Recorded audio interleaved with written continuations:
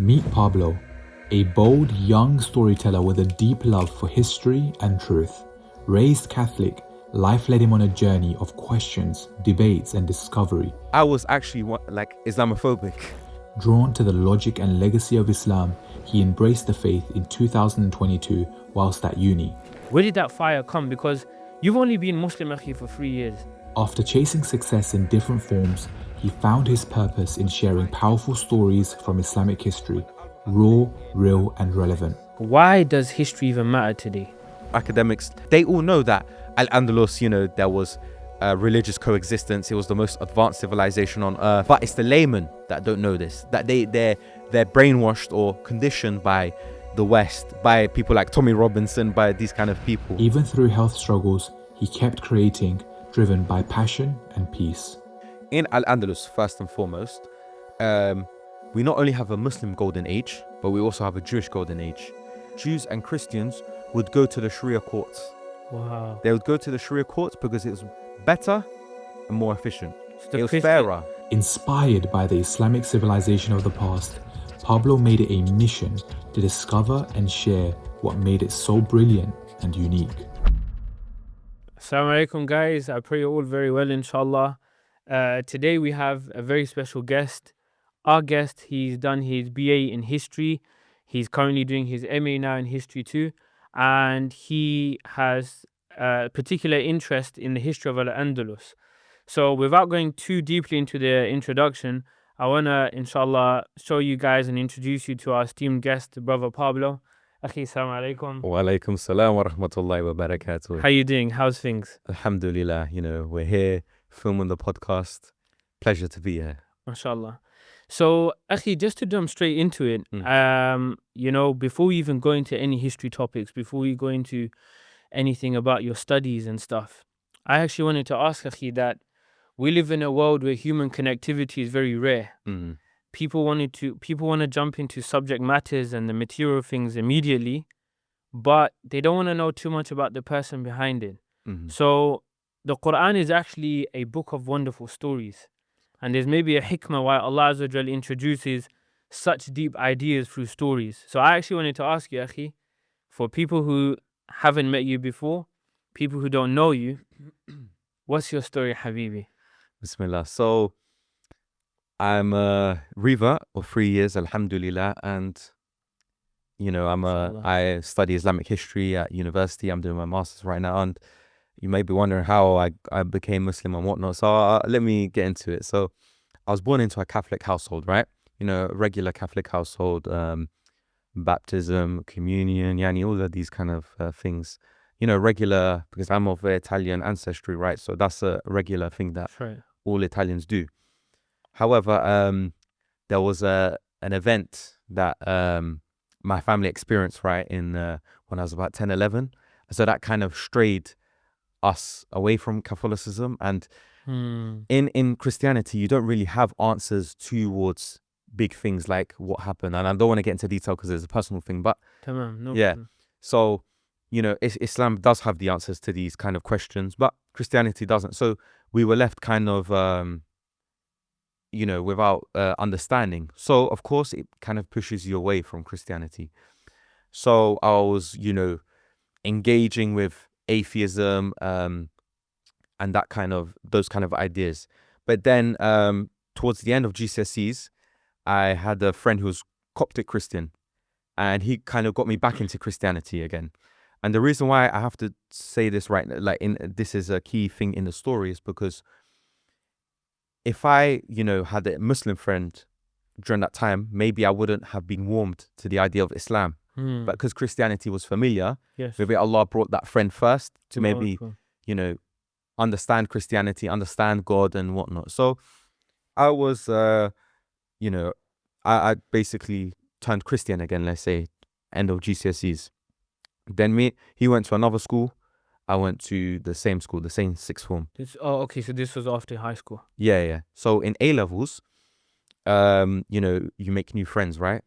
Or people that you knew, you become closer. So it was a mix of the two, and I came into contact with a few Muslims, and we started debating and like Speaker's Corner style, And subhanAllah, we talked about how the arguments he used against me, I saw in other people's videos in Speaker's Corner. But yeah, subhanAllah. So we were debating about Islamic history, about Islam in general, Christianity, yani all of these kind of different topics. You were like 17 at this point. 16, 17, 18, around these ages. And, you know, subhanAllah, Allah put something in my heart, even though I was not Muslim, to be open towards the deen. And subhanAllah, before that, let me just talk about something that probably no one will know, except a few of my close friends, is that I was actually like Islamophobic Allah. when I was 15, 16, yeah? Like when I was coming back to Christianity, I was like, oh, Islam, they're taking over all of this kind of thing. They just want to do, you know, you Similar to what's happening now. Yeah. I got brainwashed by the media and by people around me, right? This is still in your teenage phase. Like GCSE. Oh, okay. But then I once that summer from GCSEs to A levels is a long summer, right? And I remember it was World Cup time, and I was just thinking, like, why am I hating on Islam and Muslims when we basically want the same thing? We want to, you know, reach paradise. We want to reach Jannah. So Allah put that in me without any kind of subhanAllah influence. So then when I came to A levels, you know, and I started becoming close with Muslims, you know, I didn't have that kind of animosity that I would have had during GCSEs. Allah. So we started debating, and then there was one time I remember, this was in my area, we're walking, and then I was trying to debate the Trinity, subhanAllah, and I just couldn't defend it because it just, logically, it didn't make sense for me. Yes. But my ego kind of stopped me from embracing Islam. So I was like, I'm a non-Trinitarian Christian. I'm a Unitarian Christian where I believe in one God. Jesus was the Messiah. And so I kind of had these kind of beliefs for a few years. But meanwhile, I was, you know, learning Islam, you know, not through like, not a kind of structured way, just picking it up through my friends, YouTube. Even this was during the time when the advent of TikTok became big. So I'd pick up from TikTok. Nowadays, we see TikTok people refuting each other. But back then, from what I remember, it was people were just posting the deen, like good stuff about, you know, Islam, and no one was attacking each other, right? Inshallah. Back in 2019, 2020, and 2021. So I was picking up this stuff, and I used to incorporate it into Christianity. Yeah, like when I tell people about this, they're very taken aback because, you know, I was a Christian, but I basically Islamified Christianity. And I thought I was probably the only person who'd done that in history, like thinking I was. But then there was a luminary in Al-Andalus, and then he went to Egypt by the name of Maimonides, and he's in Judaism, he's known as the second Moses, right? Rambam. And a lot of things he done, he took it from Islam and he incorporated it into Judaism. So sorry, that's just something No, exactly. yeah, so what I was gonna say is, so mashallah, like your discovery of Islam came towards your like later stage in high school, early stage of college. If you don't mind me asking, Akhi, currently how old are you right now? I'm 23, nearly 24. So how long, mashallah, have you been been Muslim? I took my Shahada in mosque near here in 2022, February time. Wow, so only like 3 years. Yeah. Allahu Akbar. Actually, I'll be honest with you. The reason why I find that personally amazing is because, you know, on your Instagram page, PabloTalks, I want to ask you a question before you go into the segment, Akhi, is you've only been Muslim for 3 years. Yeah, with alhamdulillah, the hidayah of Allah subhanahu wa ta'ala. What gives you the energy to do what you do for Islam? Because you obviously pray 5 times a day, go to the masjid, you fast, but that's for you. Do you see? That's only for yourself. And whether you done them or not, that's between you and Allah subhanahu wa ta'ala, like only Allah would know.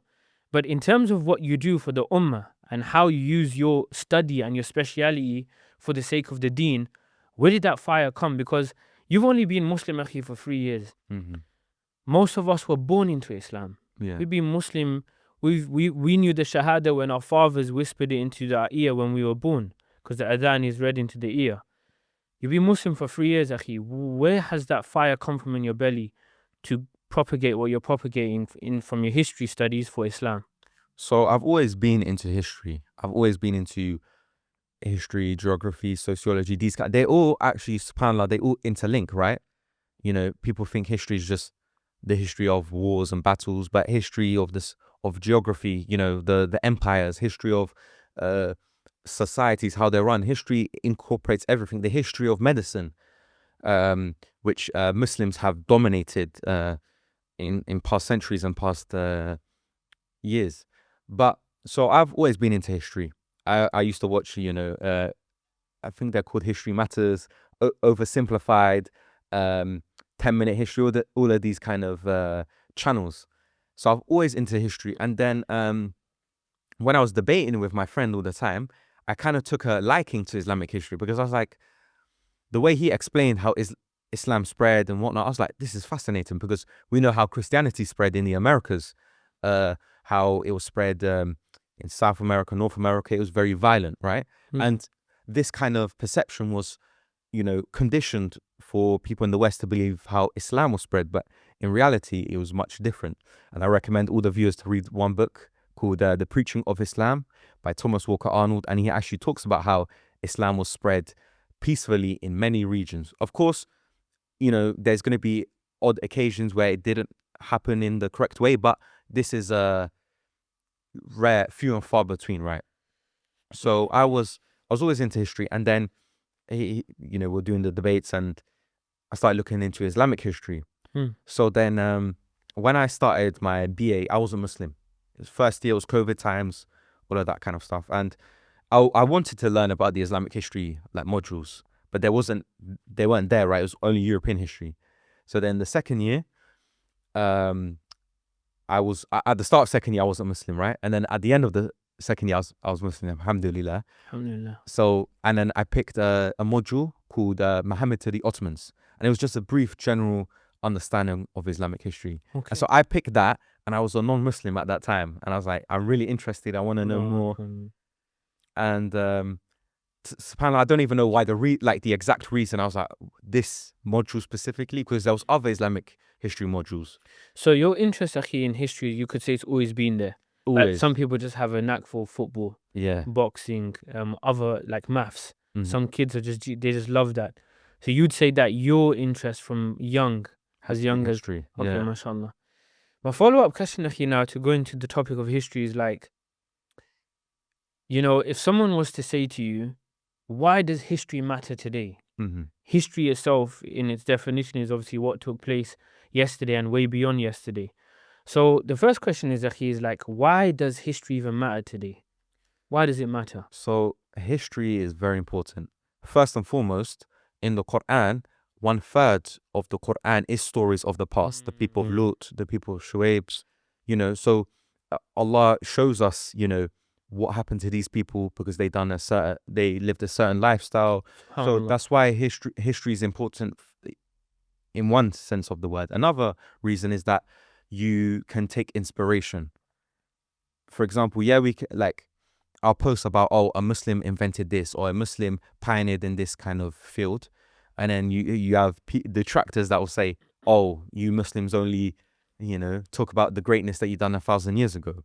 But it's not about just being nostalgic. Oh, we were great 1,000 years ago, 500 years ago, but now for me, it's a kind of thing to motivate people. For example, and this is a story I always mention, a man by the name of Al-Biruni, he discovered gravity 700 years before Isaac Newton. Wow. Yeah. But he's not mentioned. He's not mentioned. And he's from Biruni in modern day Uzbekistan. Allah. And he was patronized by not by an Uzbek ruler, but an Afghan ruler by the name of Mahmud of Ghazni.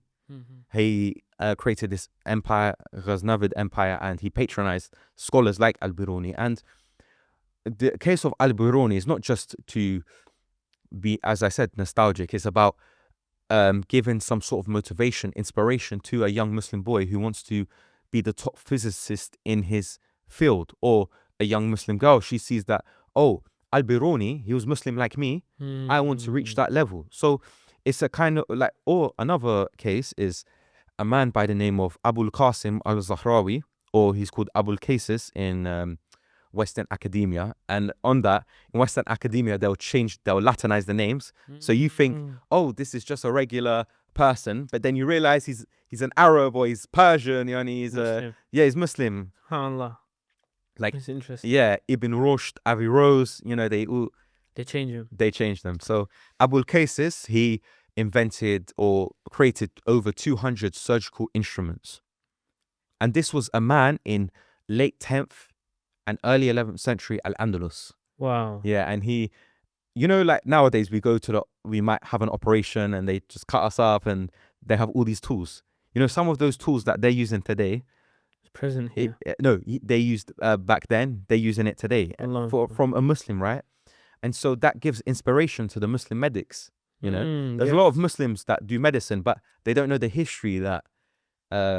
Well, that's mind blowing. Yes, and I think it's beautiful the way you mentioned it, because subhanAllah, like you just gave the example of medics. People don't know where these things came from, and if they actually understood that this came from a civilization that put human care as number one, and not, for example, money, how it's seen today. Everyone today wants to chase, money, the bank balance, how many zeros can you acquire? But when you have a civilization that's not established on material gain alone, and you have excellence and it's the care for people. For example, in Islam, the sanctity of one life, as Allah says in the Quran, is equivalent to mankind, the one who saves them. And I'm assuming that was the driving force of this particular man who invented these surgical instruments. One thing I wanted to ask is, another thing about history is there anything from the past that is shaping present day reality in our times? So one thing you just gave as another example about the instruments, that was one. Is there anything else that comes to your mind?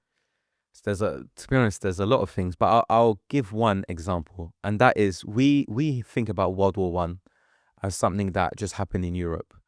Franz Ferdinand, he got shot by someone who was about to buy a sandwich, and we get that story told, and we think nothing of it.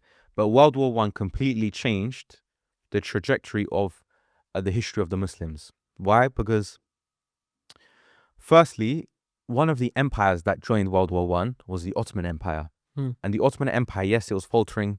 Yes, there was a lot of internal problems. It wasn't at the peak of its powers. It's basically on the verge of collapse.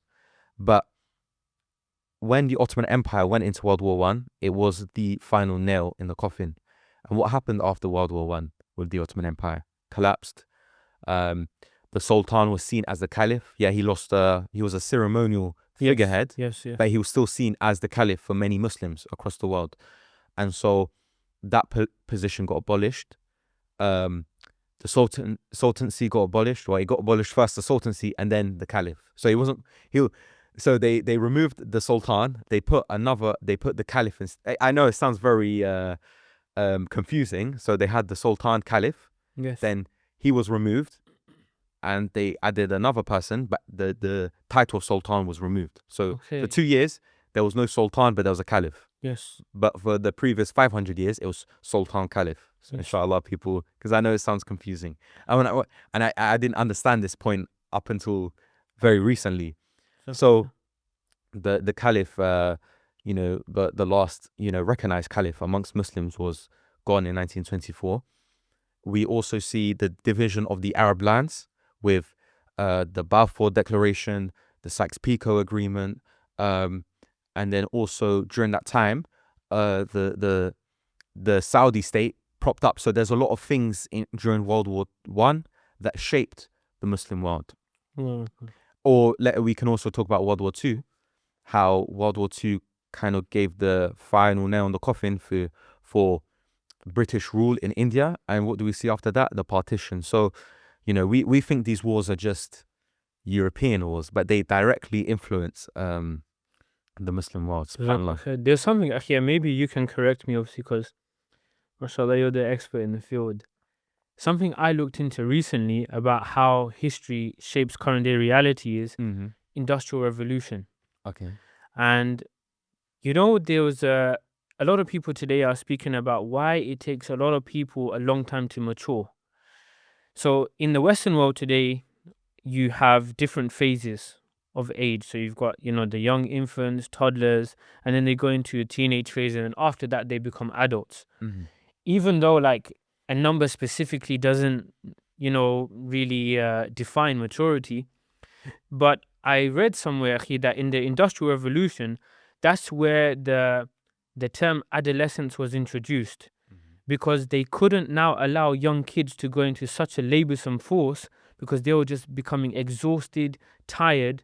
So because of the Industrial Revolution, certain laws and policies were put forward to say that these children need to go into education now. Because usually it was just they were children, they go out and work, they earn money, they bring it home for the family, and then there's responsibility there. And then movies were introduced like in the 1960s. I think a movie or 1970 by the name of Grease or something like that. John Travolta, he stars in it. Yeah. And all that does is it introduces as an idea the teenage phase. So something I was thinking about, subhanAllah, is, how in the past, even non-Islamic history, people became adults from the age of 12, 13. They got jobs, their presence was made use of. But now, when you look at, for example, high school up until college, it's almost like a dead phase. And what I mean by dead phases is like you're put into education. Yes, you do your learning, but other than your learning, you don't have any like strong like use of your existence. So it's just something I looked into, akhi, that the Industrial Revolution, many things that took place in that time still affect current day reality. And that's why people mature so late. But if you look at third world countries where that idea of adolescence doesn't exist, you could have a 13-year-old adult, a 14-year-old adult. I mean, if you look at Gaza today, you have an 11-year-old, 12-year-old carrying their siblings on their back, taking them to hospital. So they're enacting adult behavior. And that's just kind of me adding on to the point that a lot of things from history still affect current day reality. But no one really thinks about that. So yeah, that was just something I wanted to mention. Next question, akhi, is to do with unity. Okay. When we look at the context today of the world, when we look at what's happening in the Muslim Ummah, even if we look locally, everyone is disunited. There's no trust in society. Yeah. If you're Muslim or non-Muslim, there's no trust now in our lands. So what I wanted to focus on firstly was the idea of unity. What's one powerful narration or event you can relay, akhi, that can inspire us from the Islamic civilization to do with unity, where Muslims came together, and if they hadn't come together, there would have been a lot at stake? So one example of unity, it's not a very, like, it didn't unite the whole Ummah, but it united a fracturing society, and that was Al-Andalus. So in Al-Andalus, the rizq that Allah granted the Andalusians was, subhanAllah, phenomenal. From the 820s, so the Muslims arrived in Al-Andalus in 711, and they conquered it in about 4 or 5 years due to various reasons. And by the 820s, up until 1492, when the last Muslim stronghold fell, the prosperity that the people of Al-Andalus experienced was phenomenal. Richness due to trade, industry, agriculture, you name it. And because of the prosperity, and because of also political instability, people cared so much for the dunya.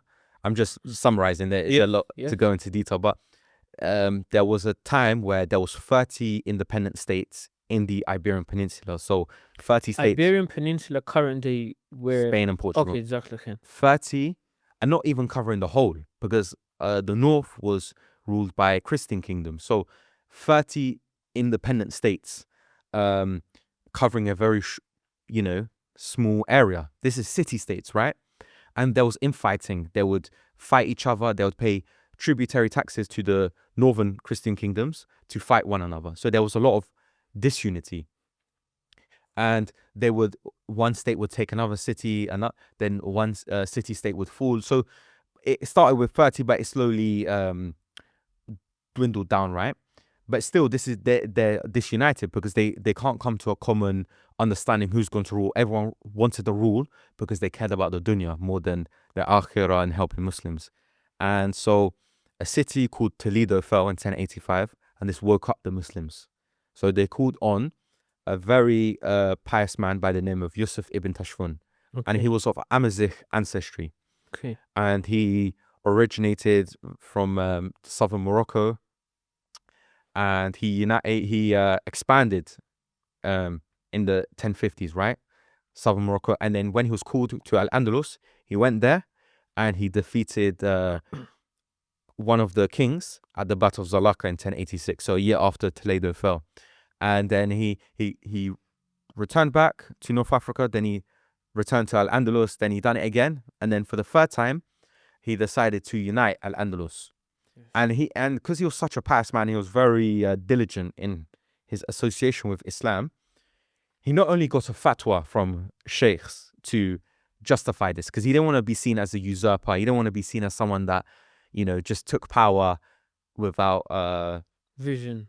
Not without vision, without justification. Okay. Not only that, he went to Al-Ghazali to get to also get justification. So he wanted to make sure that he was able and he was given, the right to take over Al-Andalus. And so that's what he done. So Al-Andalus was fracturing. Cities were falling. So before Toledo, other cities fell, like Madrid and Zamora. But Toledo was very important. So he managed to unite a fracturing. Of course, it wasn't the biggest of empires. It was only, modern day Morocco and half of Spain. But still, it shows you how, that was a unity that was needed. And a lot of Andalusians, they loved the Almoravids, and Yusuf ibn Tashfun was the emir of this empire, or Almorabitun. Yes. They supported him because, he reduced illicit taxes. He was seen as a, religious, like a very religious ruler, and all of these kind of things. So that's one example. I want to give another example. Yeah, go for it. This wasn't, this was an idea that one of the sultans of the Ottoman Empire had. It, it gained some traction, but, it unfortunately didn't materialize into his vision. So Abdul Hamid II, he ruled from 1878 to 1909. And they make a lot of series about him and shows and books and all of these kind of things about Abdul Hamid II, because he's seen as the last great sultan. Sultan Abdul Hamid. Yeah. Yes. And he saw that the Ottoman Empire were fracturing. So he came to the throne when the Ottoman Empire lost a lot of land in the Balkans. So they lost Romania, Bulgaria, Serbia, Bosnia. Not sure about Serbia, Bosnia, Montenegro. So Montenegro, Romania, Bulgaria, Bosnia. Did I say that? Sorry. Yeah, you mentioned. So there was a lot of fragmentation. And this is due to nationalism. Allah. So nationalism actually, we think, oh yeah, nationalism is a very major case and it's causing disunity amongst the Muslims, but we don't know where it came from. If you ask, oh, where did nationalism come from? People look here like, oh, I don't know. So nationalism actually, started in the 18th century. Okay. So France and America, they had two revolutions near the same time. Well, America first and then France. And their revolutions were based on a common identity, everyone is American, everyone's French. And power went from the ruler to the people. That's why, the American Constitution very about people's rights, and also the French Constitution. So that kind of idea of, it's called romantic nationalism, started to spread across Europe after these two revolutions, in America and then France, respectively. Then it went to Greece. Greece were one of the first people to gain independence from the Ottoman Empire, 1821. Well, they started in 1821. It got ratified in 1830, and then it spread to other populations, because they would rather be, prefer to be ruled by Bulgarians in Bulgaria rather than having to listen to the Sultan in Constantinople, and now it's known as Istanbul. So there was a lot of fragmentation with the Ottoman Empire in the 19th century. That was obviously, Akhi, but no due to any any fault on Abdul Hamid's part. It's just something he came into. Yeah. From we inherited such a dire state of a situation, and he is probably the ruler that kept the Ottoman Empire afloat for a lot more than 3 decades. So he done a few interesting things. For example, he invested in education. He, saw that the Europeans were more advanced in thinking, technology, all of this kind of stuff. Why? Because they invested in education. So he started to invest in education.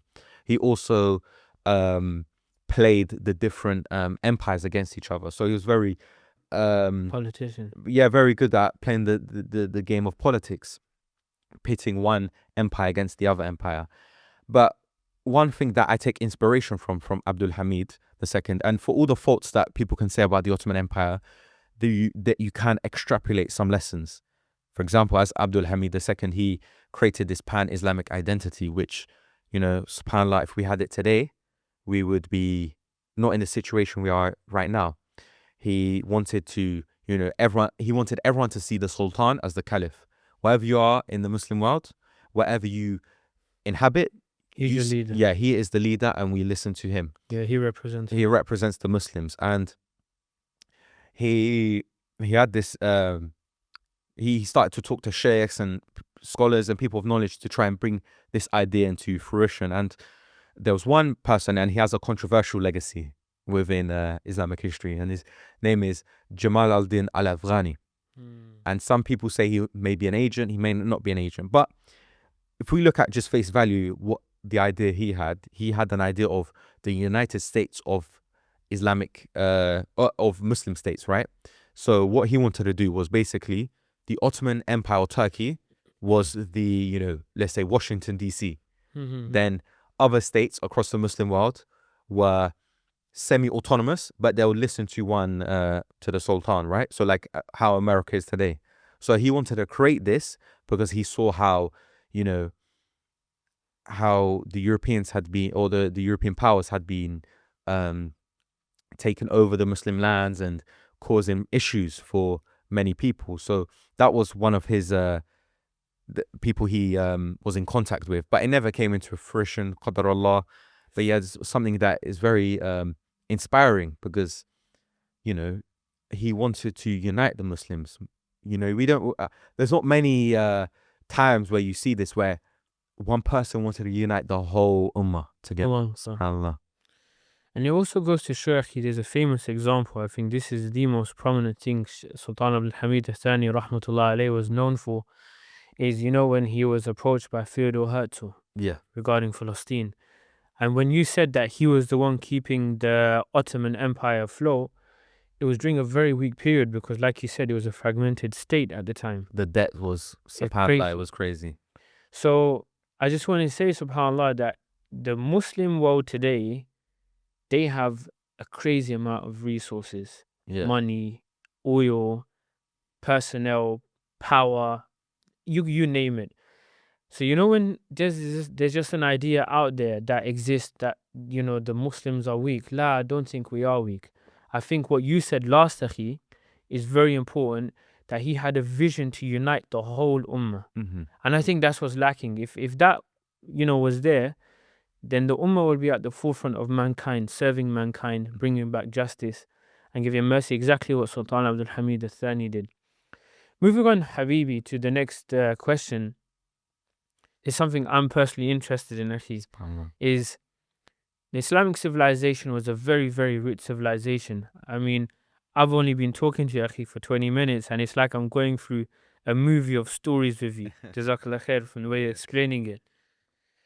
What, Akhi, is something that Muslims take for granted from the invention of the Islamic civilization, or something that the Western world has, taken glory for, which actually originate from Islam? Any one of its inventions, something that Islam brought forward for mankind that people are still using today, or it could have been something developed from what Islam invented that people take for granted, or the Western world has taken glory for. There's many to think about, but I would say, of course, people probably know this example, but Al-Khwarizmi.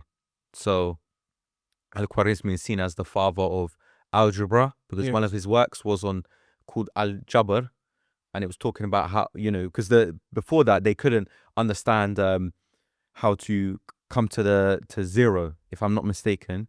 And he, in his Al-Jabr, he was able to prove, certain things that previous people couldn't. That's where they got algebra from, right? Exactly, yeah. And he also influenced the algorithms as well. Subhanallah. So that's why we call it algorithm, Al-Khwarizmi, and that's a corruption of. Oh wow. Yeah. Subhanallah. So if it wasn't for him, we wouldn't have computers. I know people don't like algebra, but we wouldn't have that either. So subhanallah. And we wouldn't have like what people use today for exams and stuff, ChatGPT. Yeah. All based on coding and stuff. Yeah, exactly. SubhanAllah. One thing, Akhi, I wanted to ask now. So, you just named one, but from the glory of the Islamic civilization, how would it have been, Akhi, to live at that time? And let me kind of narrow down the question for you, Habibi. Today, people go to Dubai for its like aesthetic pictures, the glittering towers, the beach, the Jumeirah, all of it. People come to London, central London, because of how, the vibe it gives, the clean roads, etc. But that's how it's portrayed anyway. In the Islamic civilization, how would it have been like to live in one of its greatest times? Like, what were the things that you could say it could boast about? SubhanAllah, there's a lot. And I'll talk about Al-Andalus, because Al-Andalus is a amazing thing for people to learn. I feel like Al-Andalus is of course we can't come to our own theories and conclusions, but it's something that Allah is showing us. He's giving us a lesson, he made them of an example, because in Al-Andalus you have so many different lessons you can extrapolate. There's a lot of things you can get inspired by. Like, when I talk about Al-Andalus, it brings me happiness talking about it. I can tell from the passion. Yeah, but also at the same time, it's tragic as well how it all fell, and we can inshallah get into why it fell and what happened after to the Muslims. But Al-Andalus had a culture of reading books, and this was across the Muslim world, a culture of seeking knowledge, reading books. And that's why the Muslims had so many breakthroughs, so many advancements, because they were focused on reading and acquiring that knowledge and then implementing it. And there was one ruler by the name of Al-Hakam II, and he had a not a personal library, it was like academy, so scholars and people could go to that academy, and it was between 400 to 600,000 books. And this was in the 960s, 970s, where it wasn't like today you go to Amazon, get a £10 book, someone wrote it in about 2 months, 3 months, and printed off millions of copies. No, this is where people hand wrote the books, where you had to acquire the material, then bind it together, and then he would send people across the world, Constantinople, Bukhara, Cairo, all of these cities, to acquire these books. And it wasn't just him. He was like the exceptional case in the sense that his library was vast. But lots of people in Al-Andalus had this book culture. And that's why this book culture led to Al-Andalus being the most advanced civilization on earth. European writers would call it the Ornament of the World. Allahu Akbar. An ornament, because in Al-Andalus, in Cordoba specifically, as I said, there was 70 libraries, universities, so many bathhouses, irrigation, aqueducts, which is a type of water collection system. You had markets, bookshops. You had paved and well-lit streets. SubhanAllah, 1,000 years ago, of course, it's not like how you see in London today, but it was paved, and you could walk through the night and see where you're going. And that was how long ago? This was in the 950s, so more than 1,000 years ago. Wow. And people understood that they were in this great civilization, because how it was compared to the rest of Europe. It was unhygienic, it was poor, it was unsophisticated. There wasn't this kind of book culture within Europe at the time. And that was due to the Catholic Church that dominated day-to-day dealings, or day-to-day society, where, seeking knowledge and books wasn't really a thing that the church propagated and wanted people to indulge in, right? However, in Islam, in the Quran, it specifically states that, "O Lord, increase me in knowledge," right? And so these Muslims, they would implement it into their life and seek knowledge with books, not just ilm, theology, history, science, philosophy. Of course, some people, they have an opinion on philosophy. Yes. Even astrology, maybe it's not something we should learn about, but they would seek knowledge in every single niche field you can possibly think of, right? Yes. And as a result of that, the Islamic civilization was the most advanced civilization. SubhanAllah. And you mentioned as well, Akhi, just before you explained it, that they learned, they studied, and then they applied. Mm-hmm. So, SubhanAllah, that driving force came from acquiring knowledge to make the world a much more advanced and better place. Akhi, something I want to mention is, let's just assume for one moment, because there's a reality in the world which kind of depicts this right now. Mm-hmm. Assume that there was no infrastructure. Assume that there was no paving. Assume that there was no lights. What would still make the Islamic civilization so powerful and so great without all of that? And what I want to mirror that to is, subhanAllah, if you look at what's happening in Gaza today, they don't have none of that. Yet there's something about these people that they carry, and I'll let you explain, inshallah, that has made people in countries that are superpowers kneel to Allah subhanahu wa ta'ala and discover Islam and take the Shahada. And even without any kind of physical defense or any physical answer, they have exposed, Habibi, world states. Yeah. They've flipped the narrative completely. And they have nothing, no technology. MashaAllah, right now we're in a very fancy studio. They don't have none of that. So the question, Akhi, I had was, even if none of that existed, what still made the Islamic civilization unique? And mirrored that with Gaza's So reality without the today. infrastructure, without the books as well? Like You want to with- extend it to that as well? maybe like because the books is part of knowledge, and knowledge Yeah. came from, Iman and stuff. But let's just say they didn't have most of the, the fancy things. Mm-hmm. What would still make that Islamic civilization special, where they can reach that point again? Where does that fire come from? It comes from Islam. SubhanAllah. Like the reason why the Muslims were so advanced was because they took Islam to the core. They of course there was other cultures that they got influence from. Of course there was other cultures that they learnt from. Of course this is natural, but Islam was the driving force of all of these civilizations, and that's what, if you strip away all the achievements, the worldly achievements they had, they still had that Islam. And so even if you took it all away, they would have regained it back. Yes. Why? Because of their Islam and implementing and their kind of mindset.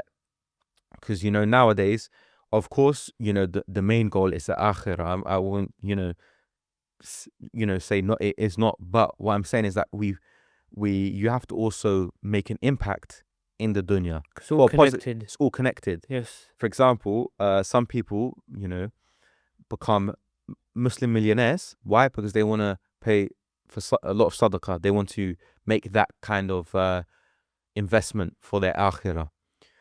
Some people want to be doctors. They want to save lives. Inshallah, that could be a means of Jannah for them. Yes. And that goes on to me. And a question you asked at the start about, I want to be like a Muslim historian to help people and teach people and proliferate the Islamic civilization to the layman. Because lots of people don't know. And the way history has been taught within the Western world is very boring, right? Like I was talking to some guy and he was like, I love reading history, but when it was taught, I didn't like it. And subhanAllah, he doesn't do history, but the knowledge he has, subhanAllah, Allahumma barik, is amazing.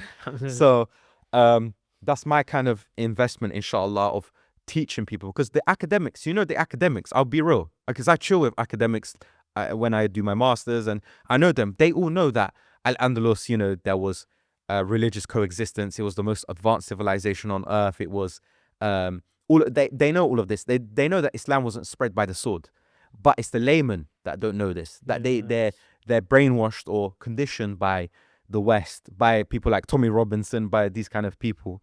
So that's my kind of goal regarding this, to teach people and make people understand the reality. Like, I'll be honest, I'm smiling because it's almost as though Allah subhanahu wa ta'ala has accomplished that for you right now, because the way you're explaining things is making clear sense, and also the way you make it inspiring. So wallah, from the depths of my heart, I ask Allah subhanahu wa ta'ala to further that trajectory for you, inshallah. Ameen, ameen. Right now, Akhi, we living in a little bit of a tricky environment. Things are appearing to be a little bit hostile. Yeah. Places are getting attacked. Minorities are fighting amongst one another, and there's an agenda being driven. Question I want to ask, to maybe flip this stereotype Akhi completely, because we know that the world we live in today, whenever the elite class, political class fail or mess up a reality, they never take the blame for themselves, because it's not from their worldview to accept fault. So the question is, Akhi, is Islam truly oppressive to minorities? Is Islam non-inclusive? Does Islam, push people out and keep them in their own camps? So is there like an account from history or story you could relay, Akhi, that flips this stereotype on its head? Because we know this for sure, but from an expert in the field of history like yourself, you could probably give a very impactful narration, inshallah. SubhanAllah. So this is, I would say, my forte in Islamic history about religious coexistence under Islamic rule, or religious coexistence within the Muslim civilization. So as you said, my masters will be focusing on Al-Andalus, more specifically religious coexistence in Al-Andalus. So inshallah, I can drop some knowledge, inshallah. So we see the first, even before Al-Andalus, we see, the idea that Muslims, if it's Islamic rule, Christians and Jews or non-Muslims, they can live under it with no issues. For example, during the time of the Messenger of Allah sallallahu alaihi wasallam, there was a treaty that allowed the Jews to live under Islamic rule. And of course, we know the status of the dhimma, where non-Muslim, he will or she will pay jizya in exchange. Well, women don't pay jizya, but the men only pay jizya in exchange for protection and self-autonomy. Yes. And this is within the Islamic literature, right? This is, said in there that we have to treat al-kitab, in this specific manner. People of the book, yeah. People of the book, we need to give them rights. They need self-autonomy. They can have their own churches, schools, yani, you name it. However, in comparison to in the Christian world, in Christianity, in the history of Christianity, this was not the case. They only done this, and this is not my words. This is a words by the name of historian called Matthew Carr in his book Blood and Faith. And this talks about the end of Muslim Spain and what happened to the Muslims after. Would you after. recommend the viewers to read that? Yeah, I'd definitely recommend. Tamam. And this book talks about how Christian kings only allowed Muslims, they put the jizya for the Muslims. They imposed the jizya on the Muslims and gave them the dhimma status. So the roles got reversed or flipped on its head. But he says that this was only a practical solution or pragmatic solution for the time, right? It wasn't a thing where it's in their actual, like, it doesn't say in their literature or their books, but it's more of a thing where they can't just kick out all the Muslims, because if they did, the economy would falter, because the Muslims made up, a large minority or a large majority. So going back to religious coexistence under Islamic rule. So I'm gonna drop some different time periods to show you that it's not just one era. One era. There's multiple eras. So in Al-Andalus, first and foremost, we not only have a Muslim golden age, but we also have a Jewish golden age. And this is by an author called Zain Zohar in his book Mizrahi and Sephardic Jewry, and he talks about this golden age and how first, when the Muslims came, the Jewish community saw them as liberators. Why? Because before that, they were actively persecuted. But that's before, right? So, the Muslims would live, the Jews would live. They would have their golden age, and the Muslims would have their own golden age. And there was not many, of course, sometimes there would be,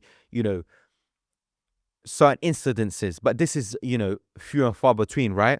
And a lot of the time, these were political instances where it was, this population supported this king, or they tried to, do something political, and then, there would be certain incidences. But these were very, these are rare examples. So you have in Al-Andalus, you have a golden age for the Jews. Then within, even when the Almoravids came, the Almorabitun, this is a very specific example. When they arrived, they are often seen as fundamentalists because they were more Islamic. But these are the Orientalist academics that say that. But they don't talk about how, the Emir himself, he gave protection to Christians that complained about one of the governors. So he's the Emir, who these Western academics call fundamentalist, puritanical, yani all these synonyms, yeah. But he himself helped the Christians and protected them. So it's not something they'll tell you in the history books, right? It's something you have to dig deep and find. It was there. Yeah. So that's Al-Andalus. And I could talk about Al-Andalus forever, but I want to give snippets of different, so people can go and do their own research. Yeah, inshallah. So then we have Ottoman Empire. And Ottoman Empire have had this bad representation because of what happened in the last 80 years of the Ottoman Empire. For example, during World War I, there was a lot of so-called issues and whatnot that happened to certain populations within the Ottoman Empire. For example, Armenians, Greeks, and Assyrians. However, before that, Muslims, Jews, and Christians lived in peace. They coexisted fine. For example, another historian, another book, I always have to drop them because I can say, yeah, this happened, that happened, but if you have the evidence, then no one can question you. So Donald Quartet, in his book Ottoman Empire 1700 to 1922, he said that Jews and Christians would go to the Sharia courts. Wow. They would go to the Sharia courts because it was better and more efficient. So it was fairer. Yeah. So the non-Muslims preferred Islamic courts. Yeah. So they had their own ecclesiastical courts, which is basically Christian courts, and own rabbinical courts, which are Jewish courts, right? Yeah. And they would go to the Sharia courts because there was more justice. Or for example, what was that book, Akhi, that is mentioned? Donald Quartet. Okay. Very, very interesting book. And it talks more about the end of the Ottoman Empire, but it's still span, like you have these snippets, these and then he says another historian, I can't remember his name, but inshallah I can put it in the comments. Yes. There was a study within Ottoman Jerusalem from 1530 to 1601, and how many cases were of Jews going to the Sharia courts? Give me a number. In what time period? From 1530 to 1601. Bearing in mind the populations across the world were quite small. Well, smaller than... I'd probably say like a few hundred, like 1,000. 1,000 cases. And the historian, he looked at it and he was wondering why. Why is this the case? And he realized that it was because, again, the Sharia courts were more efficient and they had better rulings. For example, the inheritance laws that daughters have, the Sharia courts have much better than rabbinical courts and ecclesiastical courts. So that's why the non-Muslims would flock. We call it fatwa shopping today. That's what they would be doing, these Christians and Jewish people. So that's the Ottoman Empire. Actually, let me give another thing about the Ottoman Empire. So when the Ottomans conquered Cyprus in 1571, if I'm not mistaken, under Selim II, he was a sedentary sultan, but when the Muslim conquered the region, the people saw them as liberators. Why? Because the previous rulers, the Venetians, were very oppressive, and you had to work a certain amount of time for free a week, a subject. So the Muslims were seen as liberators. And again, the same thing happened in Crete. Crete again, the Muslims were seen as liberators when the Ottomans came in 1669. Well, Why? Because the Venetians again, they were, you know, very harsh rulers. So it's not something they'll tell you in your history books. subhanallah. So that's the Ottoman Empire. Jazakallah khair. And I could go on about the Ottoman Empire as well. Just like Al-Andalus, Yes. there's a lot of even they say there was a Jewish golden age within the Ottoman Empire from 1492 Yes. up until around the 1600s. Subhanallah. And the reason why they say 1492 is because when the Jews got expelled from Spain by Ferdinand and Isabel, the Catholic monarchs, Yes. who took them in? The Muslims. Yes. Bayezid II, he sent his admirals to collect the Jews and bring them to different cities like Sarajevo in Bosnia, Yes. Salonika, now it's called Thessaloniki, and that was called the Jerusalem of Europe because it had the biggest Jewish population across Europe. All under the Ottoman Empire. Some went to, of course, Morocco and Cairo and different places. Yes. Cairo wasn't under the Ottoman Empire, but they all went to Muslim lands, mostly these Jewish Subhanallah. refugees. So let's talk about Mughal India.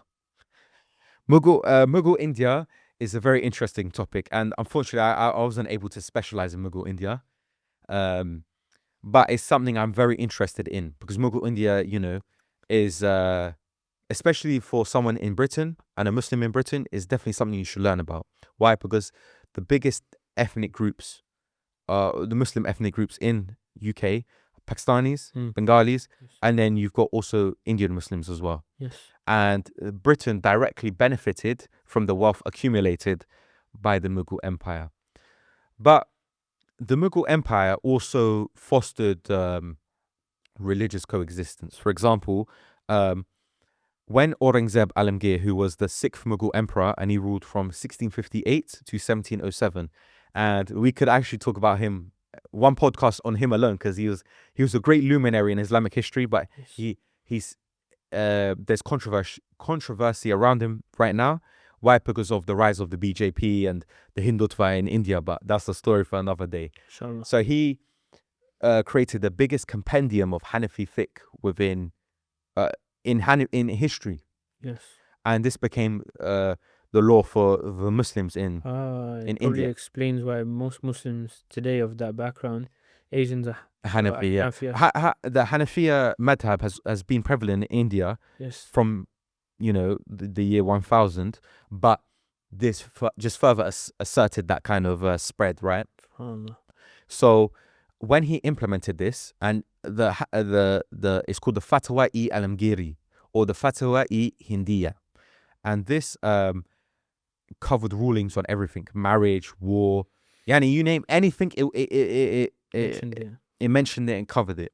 And Hindu women, they would go to the Sharia courts because it gave more justice than their own panchayat assemblies. And panchayat assemblies are essentially where Hindu elders and Hindu villagers would come together and decide on a ruling themselves. And the reason for this was that it was like a cultural thing. Like, okay, this is our culture right now. Does this go against it or does this not go against it? Okay, cool. So they had their own courts, just like, but it was not like ecclesiastical court where you'd have a priest. It was different, but they still had their own self-autonomy, right? And you can find this in the book, a short history of the Mughal Empire by Michael Fisher, page 99 as well. SubhanAllah, I remember it, yeah. And the reason why I remember these book pages and references is because people try to debate me, so I have to be ready to, fire. yeah. So, but not just Hindu women, Hindu merchants, mortgagers, lots of people would go to the Sharia courts instead of their own courts because they saw more justice within the Sharia court. So that's Mughal Empire. And one more example is Tipu Sultan. Tipu Sultan, I done a lecture on him a few weeks ago, maybe actually a few months, more than a month ago, sorry. So about 6 weeks ago. And, you know, he is also attacked by the Hindutva, by the BJP.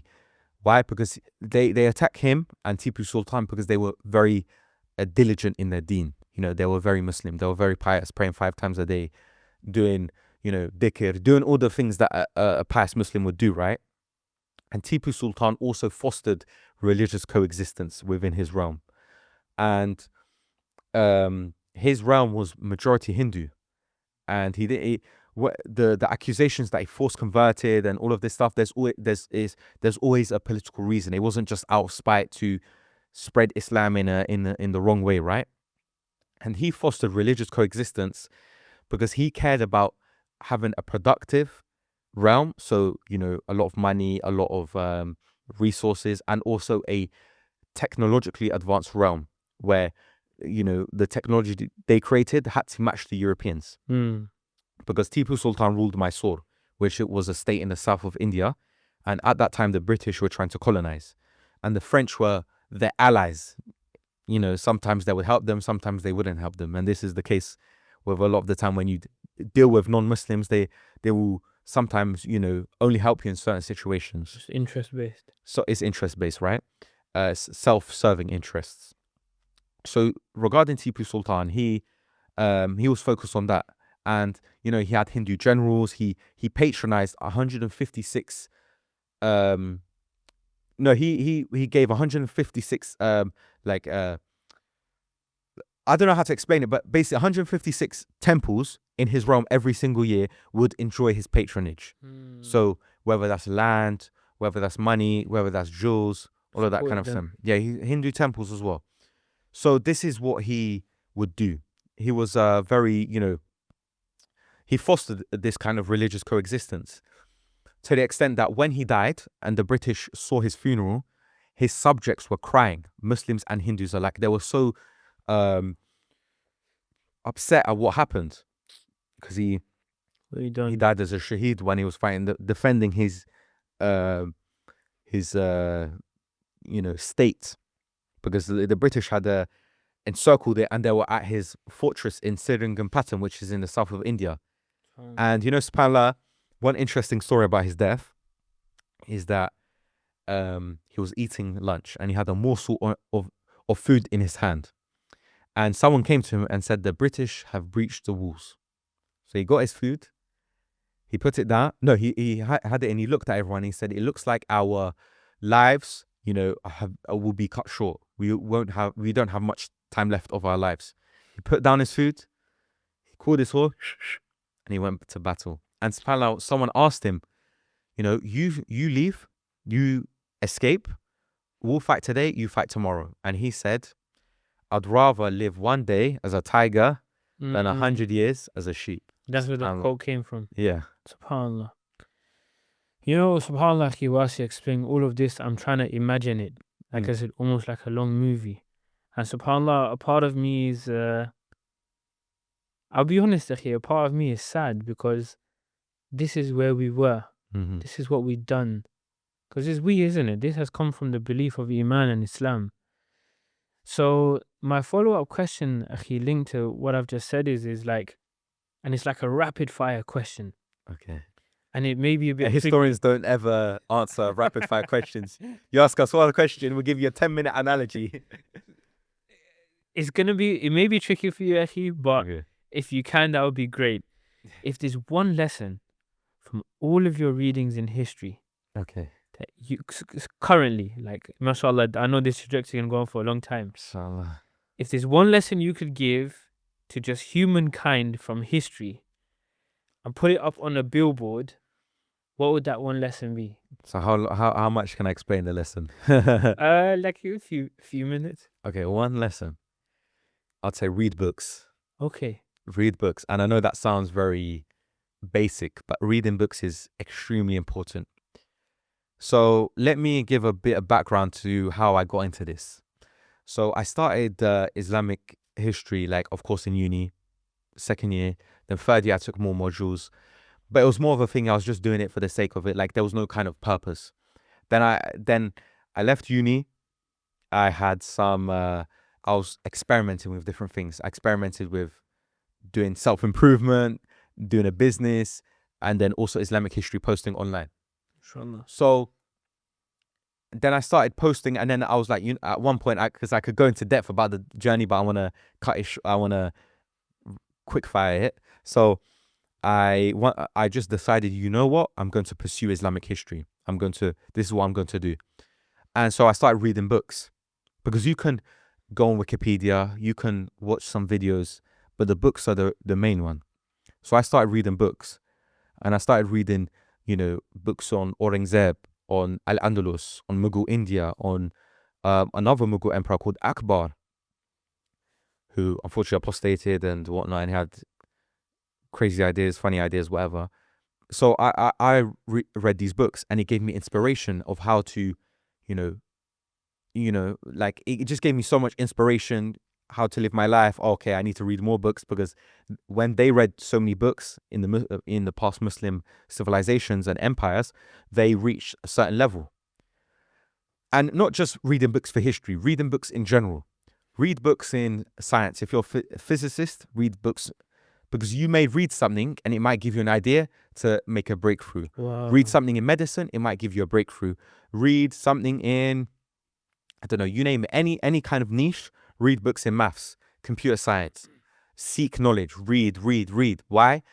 Because when you read, it gives you ideas, it makes you understand life, and then you can implement it. We were the most bookly people in the world.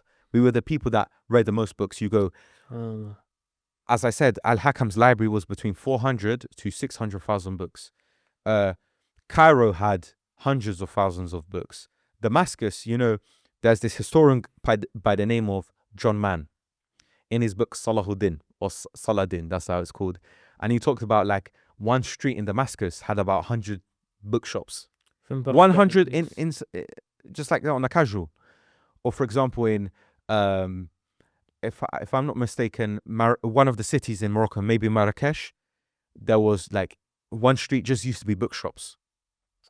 So like when we had all these books and we were actually seeking knowledge and actively reading, what would happen? We would have these breakthroughs. We would have strong weapons, like, to defend yourselves and to whatnot. You would have a strong armor. You'd be strong in every single metric that you can possibly imagine to have a fully functioning and prosperous society. But we've stopped that. We don't read books anymore. We don't seek knowledge. Yes, alhamdulillah, people do seek knowledge in the deen, and the deen is very important. But if you don't, seek knowledge in other areas, you're going to fall behind.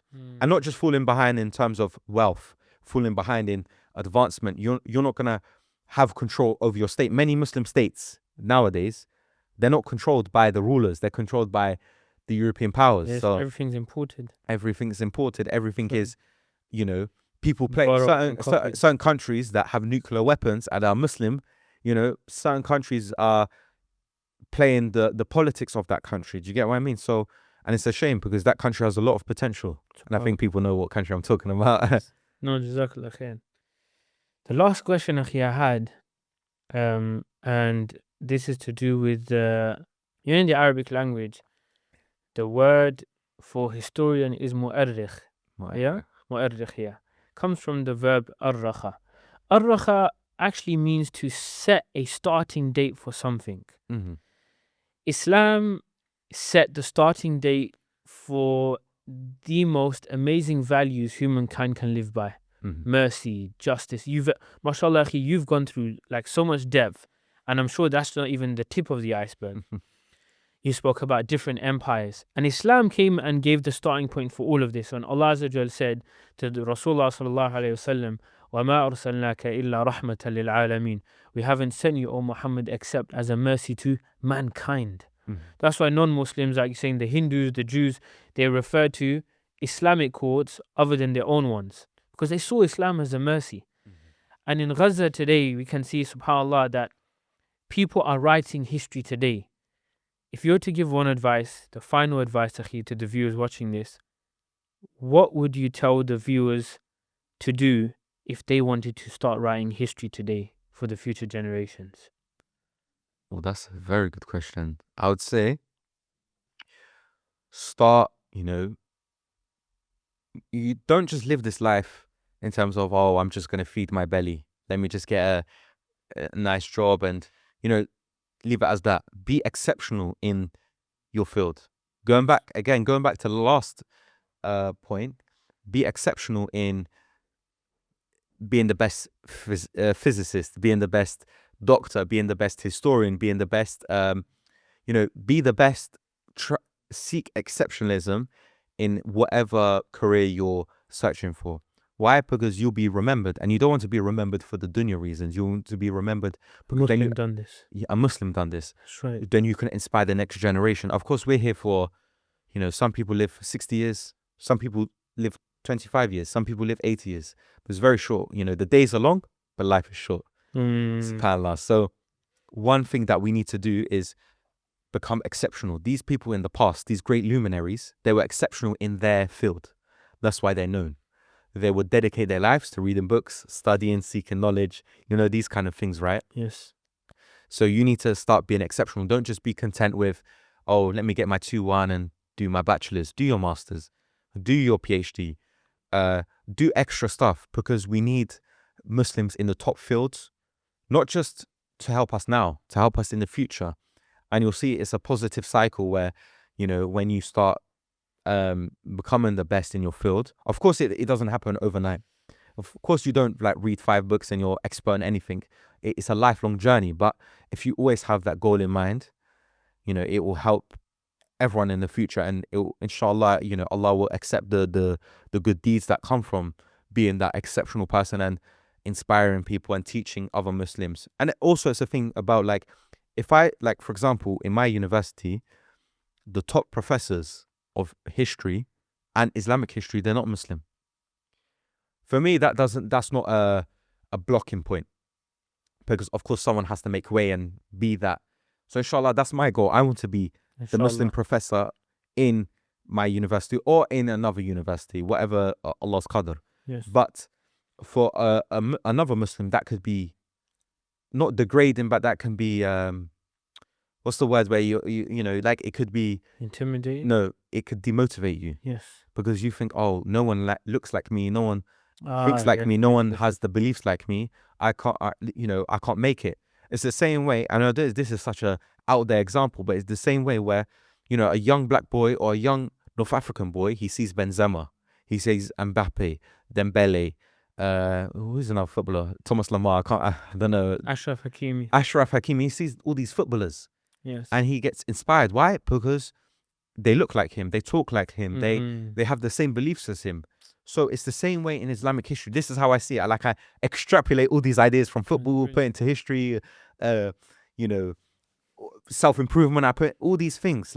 It's subhanAllah,